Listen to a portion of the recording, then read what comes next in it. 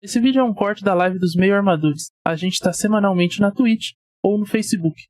Acompanhe a gente no Instagram para ficar por dentro das nossas novidades e da nossa programação. Demorou? Bora pro vídeo.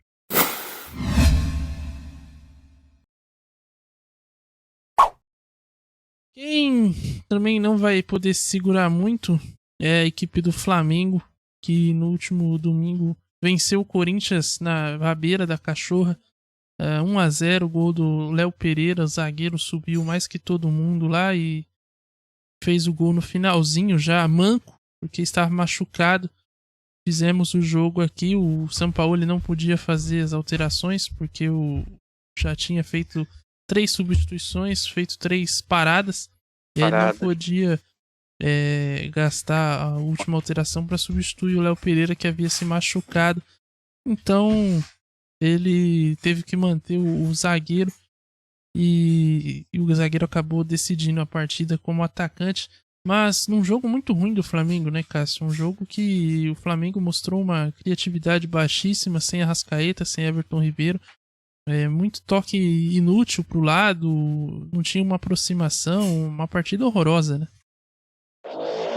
Uma partida realmente muito ruim. Como você falou, sem criatividade nenhuma no meio campo. E quando, um detalhe muito importante, quando o Arrascaeta ou o Everton Ribeiro não jogam bem, eles não abrem espaço para o Ayrton Lucas, vindo da esquerda, que é o principal ativo do Fla nessa temporada. Para mim é o Ayrton Lucas, jogador revelado também no Fluminense, assim como o Pedro, o Gerson, que vinha fazendo essa movimentação na esquerda. Aí sem Everton Ribeiro e sem Arrascaeta, para puxar essa marcação, abrir o espaço na diagonal, o Ayrton Lucas também não jogou bem. O garoto Vitor Hugo, que entrou lá, não entrou bem. E essa falta de aproximação acabou interferindo no futebol também dos dois atacantes. Tanto o Pedro, que começou com a 9, depois o Gabriel, que foi fazer a função de 9, não tiveram chance nenhuma de finalizar gol.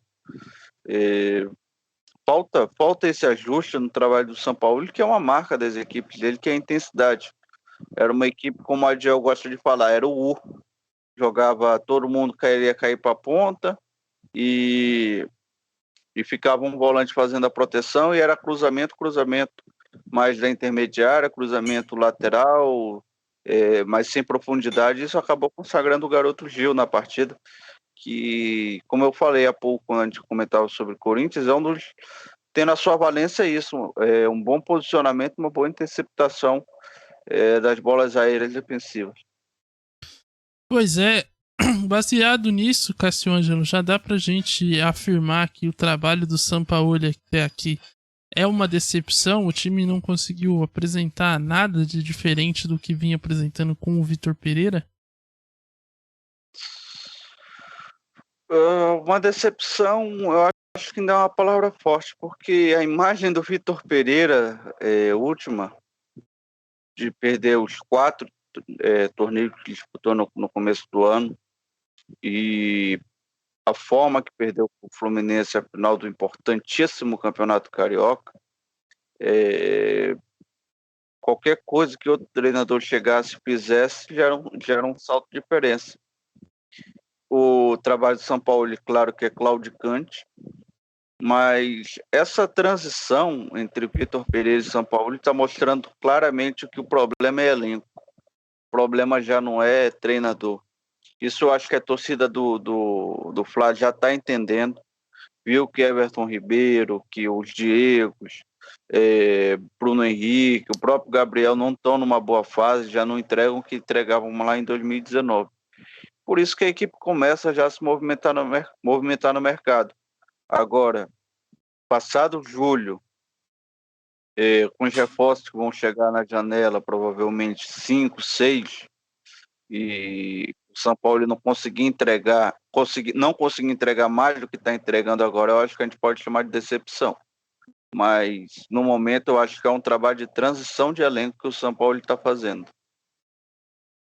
Uma transição que se mostra bem lenta até aqui, né? O Flamengo com muita dificuldade em criar seu jogo, em conseguir, pelo menos no jogo contra o Corinthians, em criar jogadas, mas no geral a equipe é um pouco abaixo. Teve outros jogos que fez demais e aí aproveitou poucas oportunidades que teve, enfim. Mas é um time. O último contra na Argentina foi assim. Tinha um a mais durante uma parte do segundo tempo lá, não conseguiu matar o jogo, estava 1-0. E aí numa falta lá do lateral direito, o garoto Wesley, um golaço de falta, porque agora, Esteban Barros, todo gol de falta é bonito, né? Mas 10 anos atrás era comum pelo menos 1 ou 2 gols de falta por rodada. Hoje em dia, para mim, gol de falta já tá virando golaço. Pois é. E pegou esse empate lá no final, justamente por causa dessa questão que você falou. Às vezes o time cria muito e finaliza pouco. Contra o Corinthians foi ao contrário, não criou nada e teve só uma finalização que aproveitou. Pois é, a equipe vive essa inconstância e tem esse problema aí na criação. Arrascaeta e Everton Ribeiro são dúvidas para o confronto, os dois estiveram fora da partida contra o Corinthians. E aí, Cássio Ângelo, olhando pro elenco que tem o Flamengo, qual que é a melhor opção? No domingo jogou o jovem Vitor Hugo, mas também a partida abaixo, não foi tão bem, não conseguiu entregar, muito afobado, enfim. Quem que é o substituto desses dois jogadores ou não tem no elenco do Flamengo? Olha, com as características ali de um camisa 10, hoje ele não tem o Arrascaeta vai viajar, mas ainda é dúvida. O Everton Ribeiro também é dúvida, provavelmente esse nem viaja. Mas eu aposto ali o garoto Matheus França, que tem características de jogar mais pelo lado do campo, mas é um jogador técnico. Eu acho que pode ser lapidado para fazer essa função. O jogador moderno hoje tem que cumprir mais de uma função e eu acho que o Matheus França tem essa capacidade. Não, agora eu vou me confundir, seu Chegão Barros. Não sei se é o Matheus França ou se é o Mateuzinho. Mas também não é culpa minha, né? Muito Matheus lá. Tem o Matheus Gonçalves também. Aí tem o goleiro Matheus Cunha. Enfim, é muito Matheus. Mateusão, atacante. Mateusão, atacante, exatamente. Se eu não me engano, é o Matheus França mesmo. Às vezes entra o Gonçalves, enfim. É muito Matheus naquele time. É o Mateuzinho lateral, né? O Mateuzinho é lateral. Eu acho que é o França mesmo, isso que eu tô pensando. Mas de qualquer forma, é uma grande dúvida aí que tem a equipe do Flamengo diante desse cenário de lesões aí de Arrascaeta e Everton Ribeiro. O Gerson, Cássio Ângelo, poderia fazer essa função, mas está numa fase tenebrosa também. Não consegue encaixar boas partidas desde que voltou do Olympique de Marseille. O que acontece com o Gerson?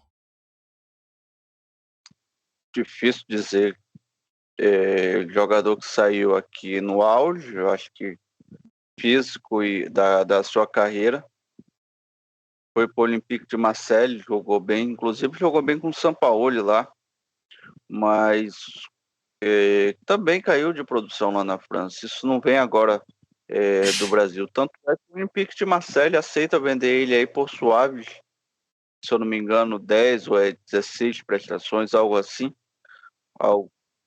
Já entregou um carnê robusto para a equipe brasileira. Mas tem que se trabalhar muito o psicológico dos atletas hoje em dia. Os atletas hoje estão muito expostos à rede social, estão muito expostos à vida noturna, estão muito expostos a amizades, coisas que tiram foco muito do atleta. É algo que eu sempre comento aqui em várias áreas, diversas transmissões. Eu acho que o atleta de futebol hoje cada vez mais está perdendo foco na carreira. E quando a gente vê Cristiano Ronaldo, quando a gente vê Haaland, quando a gente vê Messi, a gente se espanta, porque os caras são atletas 24 horas por dia, e até mesmo quem tiver a oportunidade lá, veja o sacrifício que faz o garoto Song, sul-coreano.